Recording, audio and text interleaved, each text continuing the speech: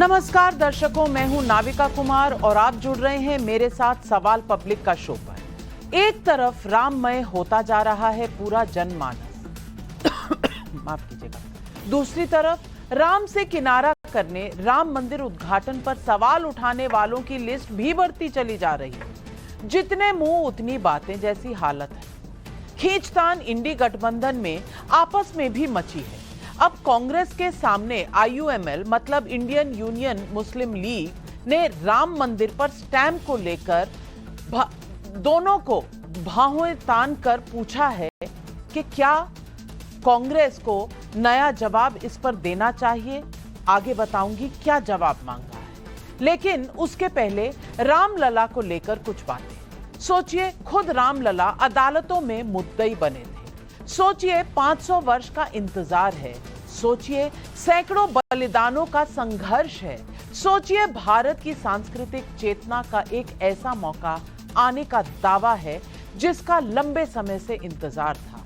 लेकिन 22 जनवरी को अयोध्या में राम की प्राण प्रतिष्ठा में जाने या ना जाने को लेकर कांग्रेस की सबसे बड़ी नेता सोनिया गांधी का धर्म संकट क्या उनका राजनीतिक संकट बनने जा रहा है। दरअसल इस मुद्दे पर इंडी गठबंधन में शामिल आईयूएमएल कांग्रेस को अपना स्टैंड साफ करने का एक तरह से अल्टीमेटम दे रही है। ये वही आईयूएमएल है जिसको राहुल गांधी सेक्युलरिज्म का सर्टिफिकेट दे चुके हैं।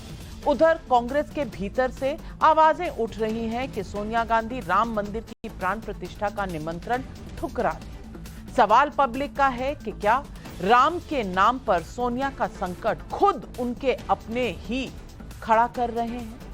इस बीच अखिलेश यादव ने कहा है कि जब भगवान बुलाते हैं तभी दर्शन पाते हैं।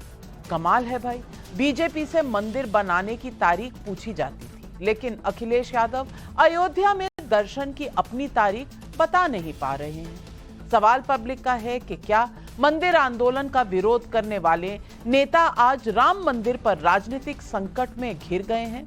यही है आज सवाल पब्लिक का।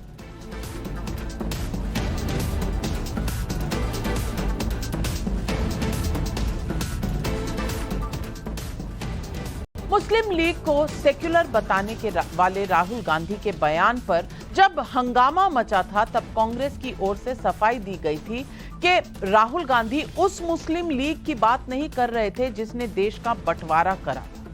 लेकिन आज वही दूसरी मुस्लिम लीग जिसकी राहुल गांधी बात कर रहे थे, जिसे सेक्युलरिज्म का सर्टिफिकेट दे रहे थे, वो सुप्रीम कोर्ट की संवैधानिक बेंच के आदेश से बन रहे राम मंदिर की प्राण प्रतिष्ठा को लेकर बेचैन है, बेहद बेचैन है।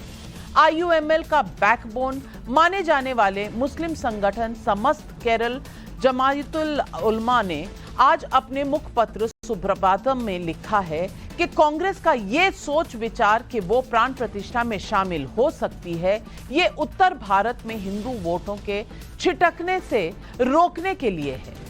कांग्रेस को यही सॉफ्ट हिंदुत्व कांग्रेस की आज की दुर्दशा के लिए जिम्मेदार है। ये आईयूएमएल कह रहा है, हिंदुओं की तरफ जाओगे तो ये दुर्दशा होगी। इस संपादकीय में प्राण प्रतिष्ठा में ना जाने के सीपीएम के कड़े स्टैंड की तारीफ भी की गई है। मुखपत्र में लिखी गई इन बातों के बाद आईयूएमएल कांग्रेस को बीजेपी के ट्रैप में फंसने से आगाह भी कर रही है।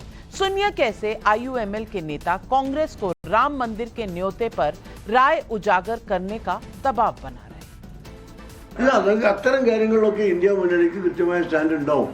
ഒരു കൂടിയിരുന്ന് ആലോചിച്ച് തീരുമാനിക്കും. ഞങ്ങൾ അതിൽ പങ്കാളികളാണല്ലോ. അല്ല, അതൊക്കെ ആലോചിക്കാനും പറയാനുള്ള ഒരു കഴിവും പ്രാപ്തിയും ഒക്കെ കോൺഗ്രസിനില്ല. അവരുടെ മറുപടി അവർ പറയും, അവർ പറയട്ടെ. അവരെ മറുപടി വന്നതിന് ശേഷം മുസ്ലിം ലീഗ് പ്രതികരിക്കും. ബിജെപിയുടെ നയവും അവര് ജനങ്ങളെ എങ്ങനെയൊക്കെ കുപ്പിയിലാക്കാൻ ശ്രമിക്കുന്നു, ചൂഷണം ചെയ്യാൻ ശ്രമിക്കുന്നു എന്നതിനെ കുറിച്ചും എല്ലാ തെരഞ്ഞെടുപ്പുകൾക്ക് മുമ്പിലും വർഗീയ കലാപം ഉണ്ടാക്കലായിരുന്നു നേരത്തെ ഉണ്ടായിരുന്നത്. ഇപ്പോഴും ഇതോടെ വർഗീയ വികാരങ്ങൾ ചൂഷണം ചെയ്യലാണ് ബിജെപിയുടെ നയം. गठबंधन में कांग्रेस के दूसरे सहयोगियों में भी राम मंदिर उद्घाटन को लेकर तूफान मचा हुआ है। सुनिए अखिलेश यादव और संजय राउत के ये बयान। भगवान बुलाते हैं तभी दर्शन पाते हैं आप, बिना बुलाए कोई नहीं जाता। भगवान बुलाते हैं तो हम सब जाते हैं, और ये भी हम जानते हैं कि भगवान कब किसका बुलावा दे दे। तरह से किडनैप कर दिया है, तो हम क्या बैठे हैं क्या इनविटेशन का इंतजार करके? जब उनका बीजेपी का प्रोग्राम खत्म हो जाएगा तो हम जाएंगे राम लल्ला का दर्शन करने। बीजेपी कौन होती है राम लल्ला का इनविटेशन देने वाली? इस बीच सोनिया गांधी को राम मंदिर का न्योता ठुकराने का दबाव खुद कांग्रेस पार्टी के भीतर से भी आ रहा है। ये भी बयान सुन ले। I don't think of the temple as a political stage.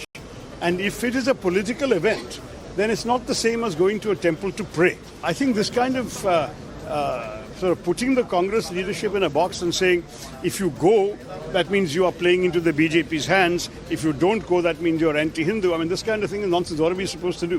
I think let the individuals make a reasonable choice. ഇതുവരെയായി ഒരു നിലപാടെടുത്തിട്ടില്ല. ഇപ്പോൾ ജനുവരി 22-ാം തീയതിയാണ് അയോധ്യയിലെ ക്ഷേത്രത്തിൻ്റെ ഉദ്ഘാടനം. അതിന് ഇനി ആലോചിക്കാൻ സമയമുണ്ടല്ലോ, കാരണം കോൺഗ്രസ് ഒരു ദേശീയ പാർട്ടിയാണ്, മാത്രമല്ല ഇന്ത്യ മുന്നണിയെ നയിക്കുന്ന പാർട്ടിയാണ്. ഇപ്പോൾ കോൺഗ്രസ്സിന് പാർട്ടിക്കുള്ളിലും ഇന്ത്യ മുന്നണിയിലെ കക്ഷികളുമായിട്ടും കൂടിയാലോചിച്ച് ഉചിതമായൊരു തീരുമാനം പാർട്ടിയുടെ ദേശീയ നേതൃത്വം സ്വീകരിക്കും. അതിൽ കേരളത്തിലെ പാർട്ടിയുടെ വികാരം ഞങ്ങൾ ശ്രീ കെ.സി. വേണുഗോപാലിനെ അറിയിച്ചിട്ടുണ്ട്. ഒരു കാരണവശാലും അതിൽ പങ്കെടുക്കരുതെന്നാണ് കേരളത്തിലെ പാർട്ടി നേതൃത്വത്തിൻ്റെ. तो केरल कांग्रेस नहीं चाहती किसी भी कीमत पर कांग्रेस पार्टी प्राण प्रतिष्ठा में शामिल हो। सवाल है कि आखिर राम मंदिर के उद्घाटन को लेकर ऐसा क्या है जो विपक्ष खास करके कांग्रेस को बेचैन कर रहा है। मैं इस सवाल का जवाब दर्शकों पर छोड़ती हूं। सिर्फ इतना बैकग्राउंड आपको याद दिला रही हूं कि 2019 में वायनाड को राहुल गांधी के लिए सबसे सुरक्षित सीटों में से एक माना गया था। वायनाड में 50% के आसपास हिंदू आबादी है, लेकिन मुस्लिम और ईसाई आबादी मिलकर हिंदुओं से अधिक हो जाती है। यही है कांग्रेस के लिए माइनॉरिटी फैक्टर कहा जाता है। इसी बात को लेकर तेलंगाना चुनाव में भी एआईएमआईएम नेता असदुद्दीन ओवैसी ने राहुल गांधी को खुली चुनौती दी थी। सुनिए असदुद्दीन ओवैसी का ये पुराना वक्तव्य। वायनाड इसलिए जीते क्योंकि मुस्लिम लीग वहां पर 35% मुस्लिम वोट दलाई राहुल गांधी को। असल भारत की सियासत की हकीकत ये है, और इसी मैं जो प्रूफ करना चाह रहा था, आप प्रूफ कर दिए उस बात को कि कांग्रेस पार्टी के पास अगर कोई वोटर बचा है तो मुसलमान बचा है। इसीलिए कांग्रेस पार्टी नहीं चाहती कि एमआईएम पार्टी एक लीडरशिप की जो बात कर रही है, माइनॉरिटीज की एम्पावरमेंट की, वो उनसे परेशान होते हैं। तो सवाल पब्लिक का आज ये है कि क्या राहुल गांधी का वायनाड मॉडल सोनिया को राम से दूर कर रहा है? सवाल नंबर 2, क्या कांग्रेस पर मुस्लिम लीग का दबाव है तभी कांग्रेस में राम पर तनाव है? सवाल नंबर 3, क्या अखिलेश, संजय राउत जैसे नेता वोट बैंक के डर से राम मंदिर उद्घाटन से पल्ला झाड़ रहे हैं? राम मंदिर उद्घाटन को लेकर विपक्ष के अंदर का तूफान मोदी को फायदा पहुंचाएगा? यही सवाल आज पब्लिक पूछ रही है। और इन सवालों के जवाब देने के लिए आज हमारे साथ जुड़ रहे हैं बीजेपी के सांसद और वरिष्ठ प्रवक्ता जीवीएल नरसिम्हा राव, हर्षवर्धन त्रिपाठी वरिष्ठ पत्रकार, स्वामी रत्नेश महाराज धर्मगुरु, हमारे साथ मनोज यादव प्रवक्ता समाजवादी पार्टी के भी जुड़ रहे हैं, किशोर तिवारी प्रवक्ता हैं शिवसेना के उद्धव ठाकरे गुट से। लेकिन मेरा पहला सवाल शुभ्रांश राय कांग्रेस के प्रवक्ता हैं, कांग्रेस के लीडर हैं, उनको जाता है। और शुभ्रांश राय जी, जो सवाल आज दुनिया पूछना चाहती है, आज वो कांग्रेस के भीतर से भी उठ रहा है, और आपकी पार्टी जो एक अलायंस में है, छोटी पार्टी है मुस्लिम लीग, वो भी केरल से पूछ रही है कि कांग्रेस अपना स्टैंड साफ करे। कांग्रेस अब तक अपना स्टैंड साफ क्यों नहीं कर पा रही? क्या धर्म संकट है? क्या मानो के धर्म नहीं, राजनीतिक संकट आपके लिए बढ़ता चला जा रहा है? नविका जी, सबसे पहले तो आपको और आपके साथ साथ इस पूरे ब्रह्मांड को बहुत बहुत बधाई और बहुत बहुत शुभकामनाएं कि जो मंदिर खोलने का सपना और पूरा किया भारत रत्न स्वर्गीय श्री राजीव गांधी ने, वो आज एक प्राण प्रतिष्ठित होकर अगले कुछ दिनों में हम सबके सामने, पूरे देश के सामने और पूरे ब्रह्मांड के सामने प्रस्तुत होने जा रहा है। तो एक एक सनातनी और एक एक हिंदू को इसके ऊपर शान से गर्व है, गर्व होना चाहिए और गर्व महसूस होना चाहिए, एक बात। दूसरी बात, आपका मैं पैकेज सुन रहा था तो बहुत सारा आपने कांग्रेस कांग्रेस कांग्रेस किया। एक लाइन मुझे याद आ गई कि ओढ़ मुखौटा राम का घूम रहे लंकेश, कंस दे रहे हैं आजकल गीता का उपदेश। क्या ये बीजेपी पार्टी ने इंडिया अलायंस के किसी भी वरिष्ठ नेता को राम मंदिर के प्राण प्रतिष्ठा का इनविटेशन दिया है? अगर दिया है तो मैं टाइम्स नाउ नवभारत को कहूंगा कि वो लेटर अपने दर्शकों को दिखाए, क्योंकि हिंदुस्तान के लोगों को पता होना चाहिए कि राम मंदिर का पहला काम कांग्रेस पार्टी ने किया था दरवाजा खोलने का, और पूजा करने का भी काम पहला कांग्रेस पार्टी ने किया था पीवी नरसिम्हा राव के टेन्योर में। तो क्या बीजेपी पार्टी ने वो लेटर दिया है, या राम मंदिर के जो नए ठेकेदार आजकल बने हुए हैं, क्या उन्होंने इनविटेशन अखिलेश यादव को, सोनिया गांधी को, संजय राउत को या शिवसेना को दिया है? क्या आपके पास है तो दिखाइए। इंडिया अलायंस, भारत एक गठबंधन, अगर इनके नेताओं को दिया गया है तो आप दिखाइए, नहीं दिया गया है तो मुझे नहीं लगता कि बीजेपी पार्टी के नेताओं को अपने भाड़े के कुछ टट्टू नेताओं के द्वारा जो हिंदू मुस्लिम की लड़ाई कराते हैं, जो शाम को टीवी चैनल पे कोई दिखता है, एक हिंदू का एजेंडा, एक मुसलमान का एजेंडा, इनके प्रतिनिधियों के द्वारा इस देश में आग लगाने की जरूरत है, एक बात। दूसरी बात, सनातन अपने आप में परिपक्व है, हिंदुत्व अपने आप में परिपक्व है, और इत्तेफाक की बात यह है नविका जी कि आज वो तारीख है जिस दिन गुरु गोविंद सिंह के साहबजादे ने, सबसे छोटे उम्र के साहबजादे, 7 साल के उस व्यक्तित्व ने अपनी शहादत दी थी हमारे धर्म और हमारे सनातन की रक्षा करने के लिए। हम चाहे झंडों का रंग अलग अलग करके जो भी आग लगा लें, लेकिन आज वो ऐतिहासिक 28 दिसंबर का दिन है। सनातन इतना बड़ा और इतना प्रौढ़ और इतना परिपक्व है। मंदिर की स्थापना हो रही है, इस बात के लिए भारतीय जनता पार्टी की सरकार और नरेंद्र मोदी जी को भी बहुत बहुत बधाई। और अभी 2 दिन पहले आप भी वहां कार्यक्रम कर रही थी, आपको भी बहुत बहुत बधाई। आप खुशकिस्मत है कि सरयू घाट से आपको रामलला का नाम लेने का मौका मिल रहा है। लेकिन एक आवाज हिंदुस्तान का एक एक बच्चा फिर से पूछेगा, मंदिर निर्माण हो गया, हम सब सनातनी शान से हाथ उठाकर बोलेंगे जय सिया राम। लेकिन 2 और बड़ी बड़ी बातें, अब क्या जो राजस्थान में बलात्कार और हत्याएं हो रही हैं, उत्तर प्रदेश में जो बलात्कार और हत्याएं हो रही है, उसके लिए कौन जिम्मेदार है? जो इस देश में हर साल लोगों को रोजगार देने की बात हो रही, उस केस में जो युवा बेरोजगार है, उनकी जिम्मेदारी कौन लेगा? प्रधानमंत्री लेंगे या प्रधानमंत्री? सुब्रांश राय जी, मैं तो आपसे सुब्रांश राय जी, मैंने आपको 180 सेकंड दे दिए, आखिरी बात, 180 सेकंड दे दिए 60 की जगह, 60 सेकंड की जगह 180 सेकंड दे दिए, लेकिन सवाल जो पूछा उसका जवाब नहीं दिया, और जो जवाब दिया वो गलत दिया। अब आप कह रहे हैं अधीर रंजन चौधरी को कभी किसी ने बुलाया ही नहीं, तस्वीरें हैं, तस्वीरें कहती हैं हजारों शब्द, ये तो हजारों नहीं लाखों शब्द कह गई हैं। और ये सारी तस्वीरें करिए आप। तो मैं आपको आपके तथ्य ठीक करके बता रही हूँ, लेकिन सवाल जो मैंने पूछा, सवाल, अब सुब्रांश राय जी आपको ठंडा पानी पीना पड़ेगा, क्योंकि आपको ऐसी चीजें दिख रही है, सुब्रांश राय जी आपको ऐसी चीजें दिख रही हैं जो अभी हुई नहीं है। हो सकता है आपके कण कण में राम आ गए हैं, तो आपको, मैं भी सरयू के घाट पे दिख रही हूं, मैं सरयू के घाट अब तक तो गई नहीं इस दौर में, तो जब जाऊंगी मैं अपनी तस्वीर आपको जरूर भेजूंगी। अभी तो मैं स्टूडियो में हूं, और जो तस्वीर है वो आपको दिख नहीं रही अधीर रंजन चौधरी की। अब सोनिया गांधी जी से भी सवाल पूछा था, जवाब दे नहीं रही, हां बोलूं ना बोलूं, तमाम तरह की अटकलें चल रही हैं। लेकिन सवाल मैंने मुस्लिम लीग पर पूछा, आपने ब्रह्मांड का हमें भ्रमण करा दिया। जीवीएल नरसिम्हा राव, ये ऐसा सवाल है कि जिस पर कुछ बोले बन नहीं रहा। एक तरफ से शुभ्रांश राय जी खुश है कि मंदिर बना है, इसके लिए मैं उनको बधाई देती हूं, लेकिन केरल कांग्रेस क्यों कह रही है कि किसी हालत में नहीं जाना चाहिए राम मंदिर की प्राण प्रतिष्ठा में? इस पर कोई जवाब नहीं, मुस्लिम लीग पर कोई जवाब नहीं दे पा रहे हैं शुभ्रांश राय जी। इस धर्म संकट, राजनीतिक संकट को आप क्या कहेंगे? आप अपना अनम्यूट कर लीजिए बटन। हाँ, नमस्कार नाविका जी, आपको पैनल में सभी साथियों को, दर्शकों को सबको नमस्कार। और भगवान राम के लिए जो भव्य मंदिर बन रहा है उसके लिए देश की सभी जनता को पहले से अभिनंदन। अच्छा देखिए, अभी कांग्रेस के साथी कह रहे थे कोई भाड़े के कुछ लोग उन पर सवाल उठा रहे हैं। क्या IUML भी भाड़ा ले रही है क्या बीजेपी से? क्या IUML, इनका आरोप है IUML बिकी हुई है?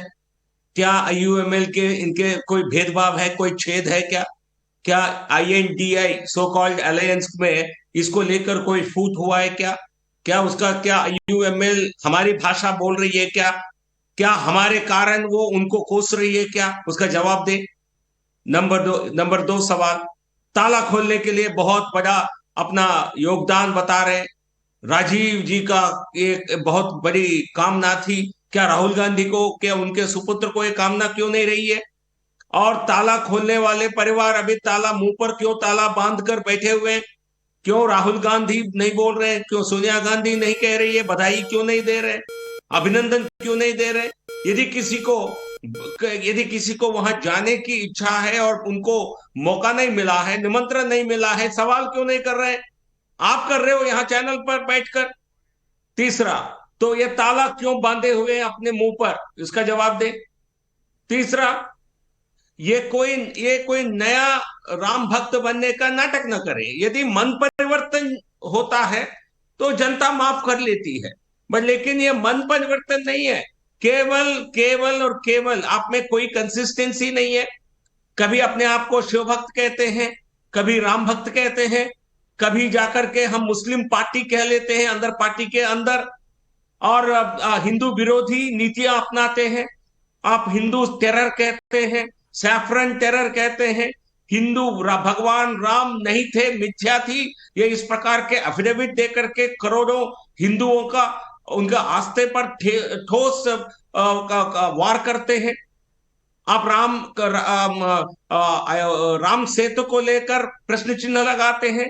आप पूरी तरह अपने तुष्टीकरण के लिए, एक विशेष समुदाय को संतुष्टीकरण करने के लिए आप देश के हिंदुओं पर जैसा इस्लामिक आतंकियों ने बार बार शतकों तक वार करता रहा, वैसे ही कांग्रेस पार्टी हिंदू भक्तों पर, हिंदू जनों पर दशकों तक बार बार आक्रांता की तरह वार करते रही। ये आपकी सच्चाई है, आपकी चेहरा ये है। आज नया नाटक करने का प्रयास, आपका मन परिवर्तन होता है, आप कहिए हमसे भूल हो गई है, भगवान राम हमें माफ करे। आप बिल्कुल आपने सही सवाल पूछा कि IUML भी, क्या कांग्रेस ने सोचा है कि IUML भी अब बीजेपी के पक्ष से बोल रही है? बहुत सही सवाल उठाया आपने GVL नरसिम्हा राव, और यही सवाल मैं मनोज यादव जी से पूछूंगी। मनोज यादव जी, कोई भूला नहीं है, और जब भी राम मंदिर की बात होती है, कार सेवकों की बात होती है, कार सेवकों पर जो गोली चली उसकी बात होती है, फिर मुलायम सिंह यादव जी का वक्तव्य सामने आता है जब उन्होंने कहा था अगर जरूरत पड़ती तो और कार सेवक मारते, और ऊपर से 2012 का भी वो वाक्य याद आता है जब इलाहाबाद हाईकोर्ट ने टिप्पणी की थी अखिलेश यादव जी की सरकार पर और कहा था आप तो आतंकियों को छुड़वाना चाहते हो और शायद उन्हें पद्म भूषण और पद्म विभूषण भी दिलवाना चाहते हो। मैं मनोज यादव जी आज पूछना चाहती हूं, आज क्या एक चौराहे पर आकर ये सवाल आपके सामने खड़ा हो गया है जहां इंडिया अलायंस अपने ही भीतर घुलती जा रही है, कहती है राजनीति बीजेपी करती है, लेकिन असल राजनीति कम नहीं की विपक्षी दलों ने, जो दूसरी तरफ हो गए राम मंदिर के, जो कार सेवकों के दूसरी तरफ हो गए, जिनको आज मुस्लिम लीग सवाल पूछ रहा है, जहां कांग्रेस के अंदर से सवाल आ रहे हैं और जहां आप ही की पार्टी के वर्क साहब कह रहे हैं कि बाबरी मस्जिद वहां दोबारा बननी चाहिए। मैं पूछना चाह रही हूं, ये अंतर मतभेद जो हैं, इसका बीजेपी से कुछ नहीं लेना, लेकिन इसका सामना करके क्या जवाब निकालेंगे जो कम से कम लोगों के सामने आप रख पाए?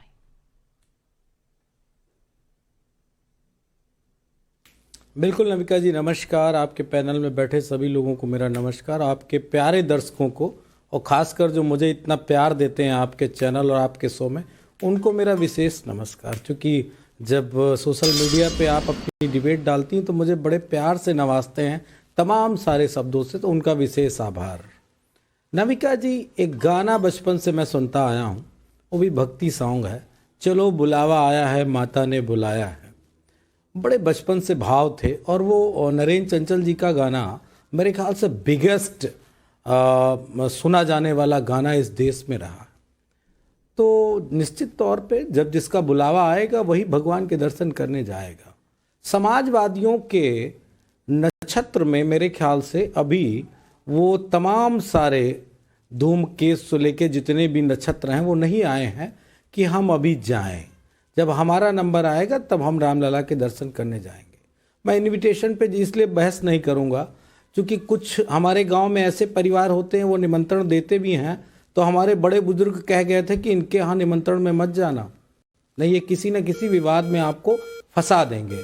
तो जो निमंत्रण दे या नहीं दे, दोनों परिस्थितियों में उनको उसी कैटेगरी में रखता हूं जो हमारे बड़े बुजुर्ग कह गए थे कि इस परिवार को किनारे रखना, ये परिवार बड़ा गंदा परिवार है, बड़ा नंगा परिवार है, ये बुला के भी आपकी इंसल्ट करा देगा। तो जाहिर सी बात है, हम उस शायद मेरे ख्याल से बेहतर वो अभी टाइम नहीं है। और तो मंदिर का जो उद्घाटन हो रहा है वो भी एक विशेष मुहूर्त में हो रहा है। तो अगर मंदिर का उद्घाटन विशेष मुहूर्त में हो रहा है तो समाजवादियों का जाना भी किसी विशेष मुहूर्त में होगा। लेकिन आपने कहा कि आदरणीय नेताजी ने गोली चलवा दी और ये वक्तव्य दिया कि अगर और गोली चलवाने की जरूरत पड़ती तो चलवाते। तो मैं आपकी जानकारी के लिए बता दूं और आपके प्यारे दर्शकों को बता दूं कि माननीय सुप्रीम कोर्ट का आदेश था कि वहां जो स्थित है वो स्थित एज इट इज बनी रहनी चाहिए। इस देश के कुछ उपद्रवी, अराजक तत्व और कानून की अपने जूते की नोक पे रखने वाले उपद्रवियों ने वहां पे माननीय सुप्रीम कोर्ट के आदेश की धज्जियां उड़ाई। लेकिन आदरणीय नेताजी ने, मुख्यमंत्री, और जो ईश्वर की शपथ ली थी कि वो बिना किसी द्वेष, किसी धर्म जाति में विभेद करते हुए अपने पद का निर्वहन करेंगे, उन्होंने किया। और इसीलिए भारत सरकार ने उनको पद्म विभूषण से सम्मानित किया। किसी हत्यारे को आज तक भारत सरकार ने कोई भी किसी भी तरीके का सम्मान नहीं दिया है। भारत रत्न अटल जी को मिला है, वो इसलिए मिला है कि वो अयोध्या में जब बाबरी विध्वंस हुआ था तो वो वहां नहीं गए थे। अगर जाते तो उनको भी ना मिलता, किसी भी हालत में ना मिलता। तो शायद उनको इसीलिए भारत रत्न मिला। मेरे सारे सवालों का जवाब आपके सारे सवालों का मिल गया। अब अखिलेश जी के बारे में, जो आदरणीय अखिलेश जी के बारे में आरोप लगाया आपने और सब ने कि हमने आतंकवादियों को छोड़ने के लिए तमाम सारे कोर्ट में सबूत रखे। इस देश की जो प्रक्रिया है कानूनी, कोई भी हो, पाकिस्तान का कसाब भी आया तो उसको भी अपनी बात पूरा कहने का मौका दिया हमारे देश के कानून ने। आदरणीय राष्ट्रीय अध्यक्ष जी ने या समाजवादी पार्टी ने, जो भी आप लोग आरोप लगाते वो कोर्ट और कोर्ट के दायरे में रह के किया। हमने कोई अजहर मसूद को प्लेन में और सैकड़ों करोड़ों रुपए सूटकेस में भर के कंधार तक छोड़ने नहीं गए थे।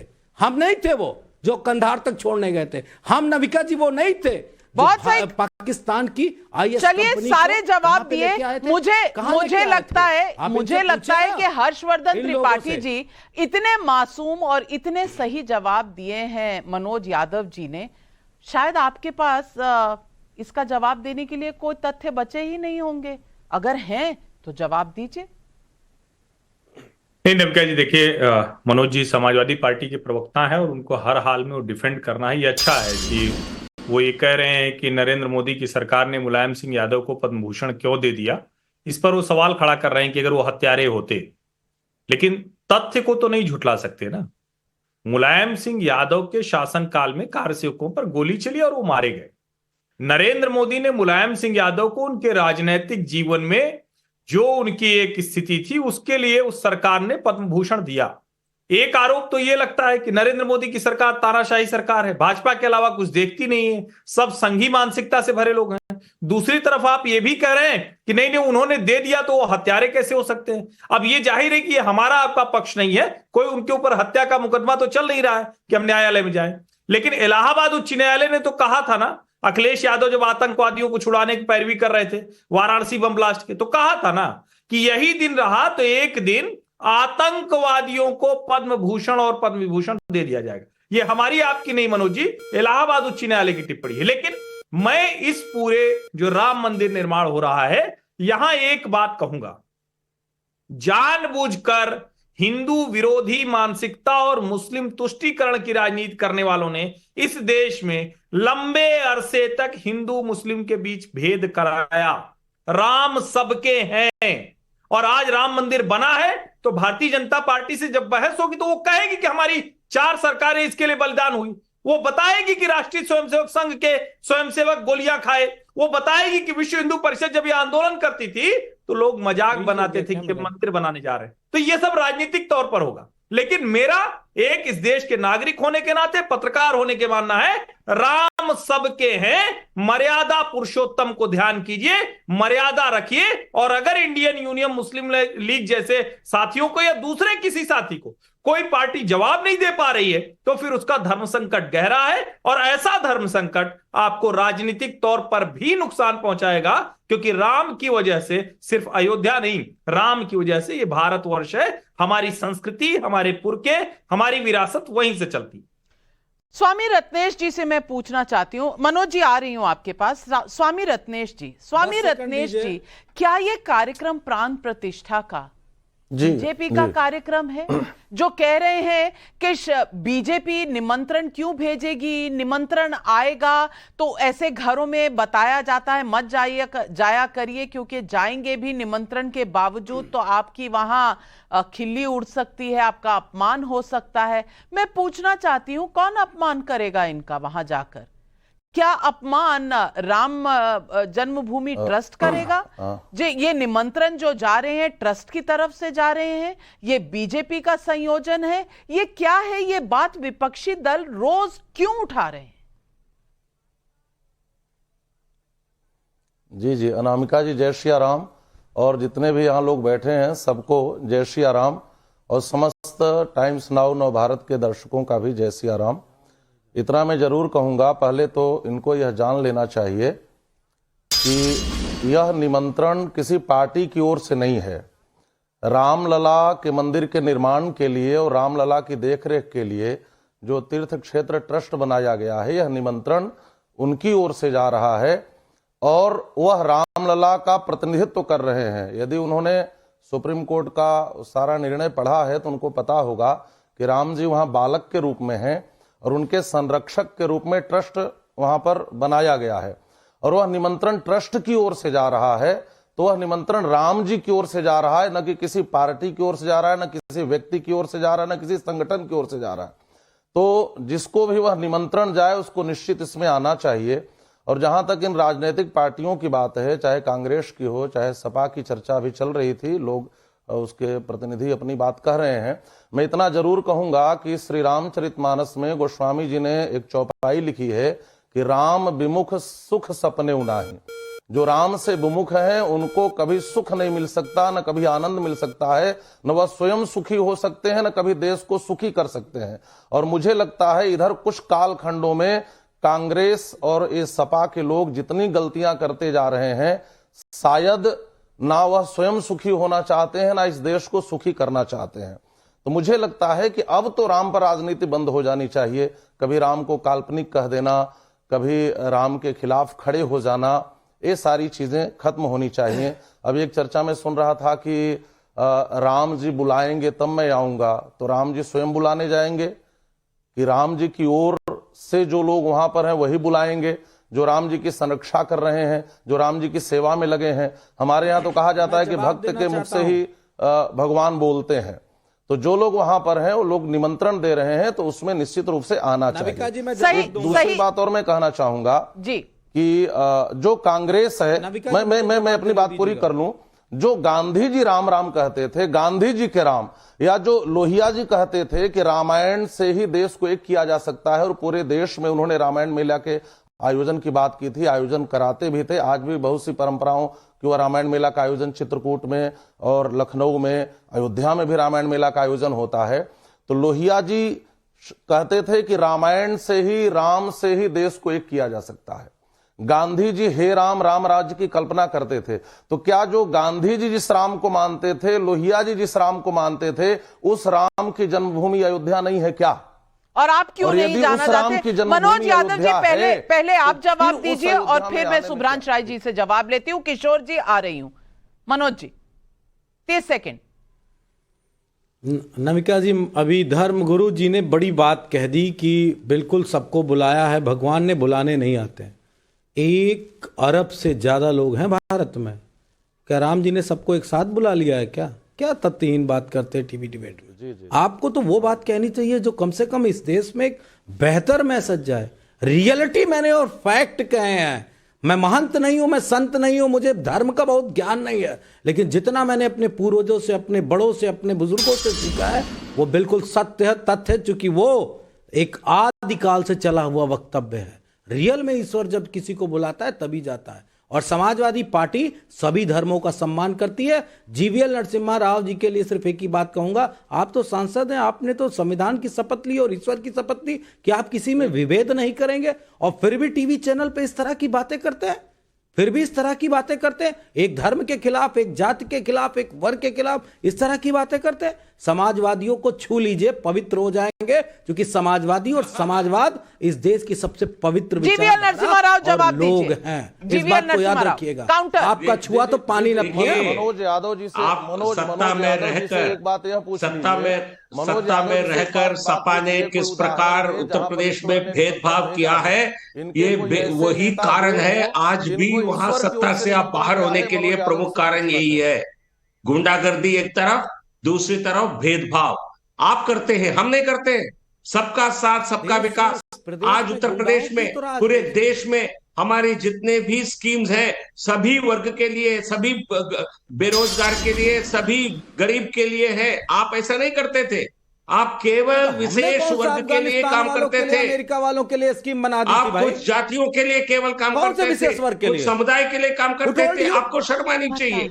आप नाम में समाजवादी है, प्रधानमंत्री मोदी जी ने काम में पूरी तरह तो किसी ने नहीं दिया। बैंक राजनीति करने वाले हैं। आपको मालूम नहीं है कि अपने नरेंद्र मोदी जी का वक्तव्य कि अब तक का भारत में सबसे ज्यादा बजट अल्पसंख्यकों पे खर्च करने का रिकॉर्ड मोदी जी के नाम है, और आप हमको बता रहे हो। मैं कह रहा हूं ना, हम विकास में हम भेदभाव नहीं करते। चित भी मेरी, पट भी मेरी मनोज यादव जी नहीं हो सकती। आपने कहा संविधान की शपथ ले रहे हैं, फिर भी फर्क कर रहे हैं। जब वो कहते हैं कि हमने इतना खर्चा, तो भी आपको फर्क नजर आता है। दोनों सूरत में आपको फर्क ही नजर आता है। लेकिन किशोर तिवारी जी, हर आदमी, चाहे जिसके नाम में सीता भी हो, राम भी हो, वो कहता है कि राम लला के यहां जाने से संविधान को चोट पहुंचेगी। अब संविधान की बात मनोज यादव जी भी करते हैं। संविधान में तो राम दरबार का वर्णन है, राम, सीता, लक्ष्मण सब विराजमान है। संविधान की कॉपी उठाकर देख लीजिए। अब इस पर क्यों इतना भ्रम फैलाया जा रहा है? नंबर 1। और नंबर 2, ये संजय राउत जी को क्या हो गया है? कभी कहते हैं 17 मिनट में हमने क्या कर दिया था, लेकिन आज मित्र उनके बने हुए हैं जो फिर से बाबरी मस्जिद बनाना चाहते हैं। और दूसरा कहते हैं रामलला जी को किडनैप कर लिया गया है। रामलला जी को कोई किडनैप कर सकता है क्या? किशोर तिवारी जी, ये कैसी राम भक्ति है? नाविका जी, बहुत दिनों के बाद आपसे रूबरू होने का मौका मिला। चलिए मैं एक बात पर स्पष्ट करता हूं कि उस वक्त जब विवादित ढांचा पूरा साफ करने का मौका आया था, तो हाँ, हमने उसका लिया था जीवीएल। हमने ही बोला था ना कि शिवसेना को ने किया बोल के प्रमोद महाजन साहब ने एल.के. आडवाणी को बताया था। आप तो सब नट गए थे, तो हमने ही मार्ग को खुला किया। और राम मंदिर यह हमारे आस्था का विषय है, और राम मंदिर वहां बने, इसके लिए शिवसेना ने भी विश्व हिंदू परिषद के साथ बहुत बड़ा संघर्ष किया और जो कार सेवक हताहत हुए उसमें या शहादत मिली उसमें शिवसैनिक भी थे। लेकिन है ना, जैसे जैसे ग्रेजुअली ये जो प्राण प्रतिष्ठा का कार्यक्रम आ रहा है, तो नाविका जी मैं बताता हूँ, इनका जो आईटी सेल है बीजेपी का, वो डेली कार्यक्रम दे रहा है। हाँ, गांव गांव में झूले लगेंगे, ये लगेंगे, वो लगेंगे, हाँ, बाद में क्या करना है उस दिन, कैसा करना है और स्क्रीन कैसे लगेंगे, पूरा का पूरा ये जो प्राण प्रतिष्ठा का कार्यक्रम है ये बीजेपी में हो चुका है और पॉलिटिकली जिसके लिए हम लिजिटिमेट थे, वो नाविका जी आप हंस रही, मैं बता रहा हूँ, हम लिजिटिमेट थे, हाँ, हमको हटा दिया गया और ये लोग है ना ऐसा जो लेजिटिमेट थे उनसे IUML आज सवाल पूछ रहा है, भैया जाओगे कि नहीं? भैया जाओगे तो पहले यहाँ बता कर जाना, फिर हम आपको जवाब देंगे। और असदुद्दीन ओवैसी जी जो कह रहे हैं वायनाड जीत रहे हो, कैसे जीत रहे हो? और केरला कांग्रेस कह रही है भाई कतई नहीं जाना चाहिए। अब लेजिटिमेट लोग कह रहे हैं, कि राम लल्ला अगवा हो गए, बहुत लेजिटिमेट है। क्यों स्वामी रत्नेश जी, क्या राम लल्ला जी कभी अगवा हो सकते हैं? क्या ये राम भक्त कह सकते हैं? शुभ्रांश जी बिल्कुल, इसके बाद आप ही के पास आ रही हूँ। जी, इस प्रकार की भाषा का प्रयोग बिल्कुल नहीं करना चाहिए। और इस प्रकार की भाषा, रामलला किडनैप हो गए, रामलला कोई किडनैप कर सकता है क्या? जो सर्व जगत के नियंता हैं, जो सारे ब्रह्मांड के नायक हैं, जो हर किसी के हृदय में बसे हुए हैं, उस श्री राम के लिए कहना को राम किडनैप हो गए। और दूसरी बात यह है कि जब कोई पूजन होता है, एक बात सबसे पहली बात यह मानी जानी चाहिए कि यदि राम हम सबके हैं तो राम के मंदिर के प्राण प्रतिष्ठा हो रही है। राम भारत के प्राणाधार हैं, इसमें किसी को कोई संदेह नहीं है। और जो राष्ट्र का प्राणाधार है, उस प्राणाधार की प्राण प्रतिष्ठा होने जा रही है, तो उसमें सबकी भूमिका होनी ही चाहिए। और जो पूजित अक्षत सबके यहां जा रहा है, यह किसी जी बिल्कुल आप जवाब दीजिए, आपके जवाब की प्रतीक्षा है। मैं बस इतना कहना चाहता हूं कि यह पूरा देश हमारे रामलला 500 वर्षों के संघर्ष के बाद आ रहे हैं।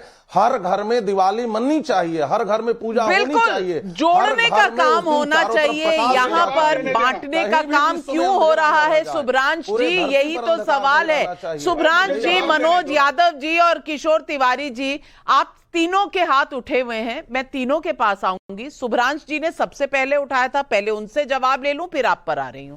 शुभ्रांश जी जवाब तो दीजिए, बांटने का काम क्यों कर रहे हैं? नविका जी एक अच्छा पैनलिस्ट वो होता है जो अपने एंकर को ध्यान से सुनता है। चित्त भी मेरी, पट भी मेरी, अंटा मेरे बाप का। 24 दिसंबर 2022 को भारतीय जनता पार्टी के केंद्रीय मंत्री जितेंद्र सिंह ने पार्लियामेंट में कहा कि राम सेतु काल्पनिक है। उस दिन जीवीएल नरसिम्हा पार्लियामेंट के अंदर बैठे थे, तो राम सेतु को काल्पनिक बताने वाली भारतीय जनता पार्टी एक। दूसरी इंपॉर्टेंट बात, आपने कहा कि वो पहले शिव भक्त होते थे। जीवीएल जी, पहले शास्त्र को पढ़िए। रामचरितमानस में कहा गया है कि जो राम के ईश है वही शिव है और जो शिव के प्रिय वही राम है, इसलिए रामेश्वर की स्थापना हुई थी। तो राम और शिव में आप विभेद कर सकते हो, हम नहीं कर सकते। दूसरी इंपॉर्टेंट बात। तीसरी इंपॉर्टेंट बात, अभी संत जी ने कहा बिल्कुल 500 वर्षों का संघर्ष है, वो मर्यादा पुरुषोत्तम का वहां पे प्राण प्रतिष्ठा होने जा रहा है और वो बाल रूप में है। लेकिन उस बाल रूप की व्यवस्था को निर्धारित करने के लिए जो समिति बनी गई, जिसके संस्थापक, अध्यक्ष या कार्यवाहक जो भी कहिए चंपक राय है, मैं इस टेलीविजन के माध्यम से आपसे कहना चाहता हूं, चंपक राय को बोलिए मुझे इन्विटेशन भेजे। मेरा एड्रेस नविका जी के दफ्तर में मौजूद है, अभी तक तो आया नहीं। आपने ठेकेदारी शुरू करी है, आप होते कौन हो धर्म की ठेकेदारी करने वाली? ये मैं परशुराम का वंशज हूं, ये धरती मेरी है, मेरे पूर्वजों ने धरती आपको बना कर दी है। आपने मुझे तो इनवाइट भेजा नहीं। और भेजिए भैया, और अगर 140 करोड़ भारतीयों का है तो फिर आप बैठ के वहां चंपक राय कर क्या रहे हैं? हटिए वहां से। आप ही वो व्यक्ति है जिसका एनआई पे बयान आया है कि भैया भीड़ भाड़ बहुत है, आप लोग आइए मत। तो आप होते कौन हो? और आखिरी बात नविका जी, चलिए हर्षवर्धन त्रिपाठी जी जवाब दे रहे हैं, हर्षवर्धन त्रिपाठी जी जवाब दे रहे हैं। अब सबके पूर्वजों का वो स्थान हो गया, जब तक वहां संघर्ष चल रहा था कोई पूर्वज और कोई उनका वंशज नहीं दिख रहा था वहां, क्यों भाई? तो मैडम नविका जी, वो संघर्ष भी हमने ही किया था, वो जीवीएल ने नहीं किया था। हर्षवर्धन जी आपको जवाब दे रहे हैं, आ रही हूँ। वो संघर्ष भी सुब्रांश राय जी थोड़ा संक्षेप में बोलना पड़ेगा क्योंकि ये डिबेट 3 घंटे की नहीं है। हर्षवर्धन जी। नविका जी देखिए, आपने भूमिका 3 घंटे ली है मैडम, जब आपको लेना बनता है। जब होता ये है कि किसी काम के संपन्न होने के बाद उसका श्रेय लेने के लिए लोग आए और वो काम अच्छा है, इसका मतलब, तो उस अच्छे काम का विरोध कौन लोग कर रहे थे? तो मैं तो यही कहूंगा कि आज आप सब लोग श्रेय लीजिए, और मैं तो बार बार कह रहा हूं राम सबके हैं, अमर्यादित मत होइए, लेकिन ये देश को याद आ जाएगा कि कौन कौन इस अच्छे काम का विरोध कर रहा था, किसकी वजह से रामलला विराजमान इतने वर्षों तक फटे टेंट में रहे, किसकी वजह से रामलला विराजमान का दर्शन करने के लिए सीखचों में होकर गुजरना पड़ता था। और मैं तो चूंकि प्रतापगढ़ गांव है अवध के हम लोग, हमारे लिए तो राजा रामचंद्र हैं, तो हम तो बड़े अच्छे से जानते हैं। ऐसा बना दिया था कि पीएसी के बूट वहां उनकी आवाज आती थी। आज उस रामलला के अयोध्या में दुनिया का हर व्यक्ति चाहता है कि थोड़ा कुछ गज जमीन मिल जाए तो हम भी राम के दरबार में रह जाएंगे। ये स्थिति आज बनी है, तो श्रेय सब ले लें, लेकिन देश की जनता को, हिंदुओं को बहुत अच्छे से पता है कि किसने संघर्ष किया, किसने बिल्कुल, और जनता भी यही सवाल पूछ रही है। अशोक कुमार का पंचकुला से सवाल है, क्या मुस्लिम वोट बैंक के डर से प्राण प्रतिष्ठा में नहीं जाना चाहते विपक्षी नेता?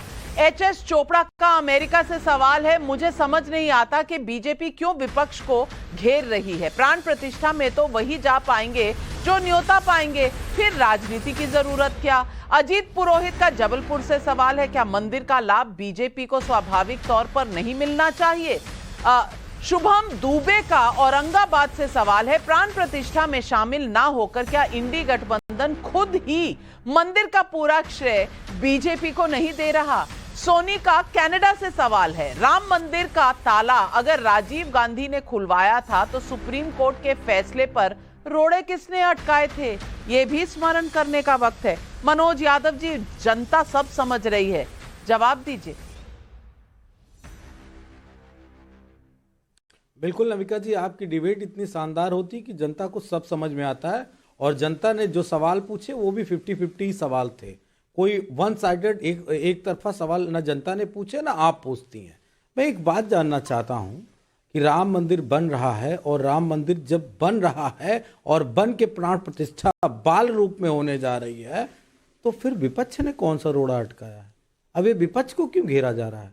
विपक्ष से क्यों सवाल पूछे जा रहे हैं? अभी मान ना मेहमान, मैं तेरा मेहमान निमंत्रण दिया नहीं, ना आने का पहले ही आरोप लगाए दे रहे हैं। मैं तो ये कहता हूं कि बीजेपी शुद्ध रूप से राजनीति कर रही है भगवान राम को। जीवीएल नरसिम्हा राव, बड़ा आरोप, जवाब दीजिए। निमंत्रण भेजा नहीं, ऐसे ही जवाब मांग रहे हैं आप। लेकिन आज तक लगातार क्या मैं फिर उम्मीद कर सकता हूं कि इंडी गठबंधन की ओर से कोई रिजोल्यूशन होगा?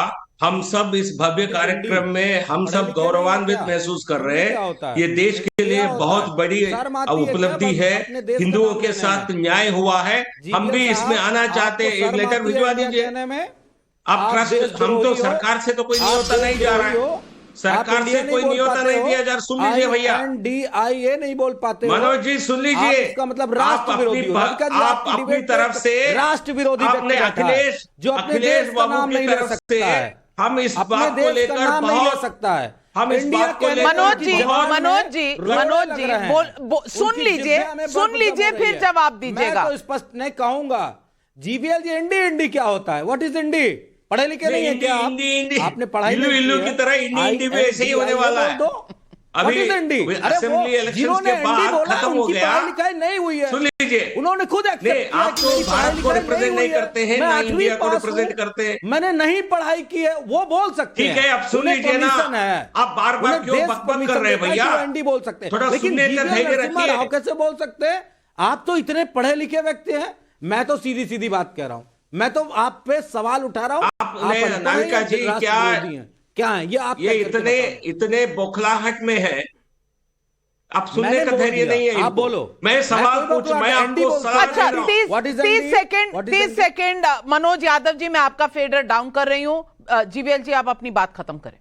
हाँ देखिए, पहले मैं कांग्रेस के प्रवक्ता से सुनना चाहता हूं IUML के लिए वो क्या कहेंगे, यहाँ क्या जवाब देना चाहते हैं, पार्टी का क्या विचार है इसको लेकर, नंबर 1। नंबर 2, जो कह रहे हैं बार बार हमें निमंत्रण नहीं मिला है, क्या आप सार्वजनिक रूप से नहीं कह सकते हैं हमें निमंत्रण मिलेगा तो हम जाएंगे, गर्व से जाएंगे। राम मंदिर का जो बनना ये देश के लिए बहुत बड़ी गौरव की बात है। इसके लिए जिनको मिला है इस गठबंधन में ही जिनको मिला है उन्होंने तो कह दिया है ये संविधान के खिलाफ है, हम नहीं जाएंगे। पहले टाइम देते हैं कि आइए हमें निमंत्रण दीजिए और उसके बाद ठुकरा देते हैं। ऐसा अपमान कहीं देखा है किशोर तिवारी जी? और किशोर तिवारी जी आपने बहुत देर इंतजार किया, मैं आपके काउंटर का इंतजार कर रही। देखिए मैं एक बात बोलता हूं, हमारी श्रद्धा तो राम में है, लेकिन प्राण प्रतिष्ठा के कार्यक्रम का पूरा राजनीतिकरण हो चुका है और बीजेपी पूरा क्रेडिट लेना चाहती है और बीजेपी राम मंदिर बनाकर वोट मांगना चाहती है।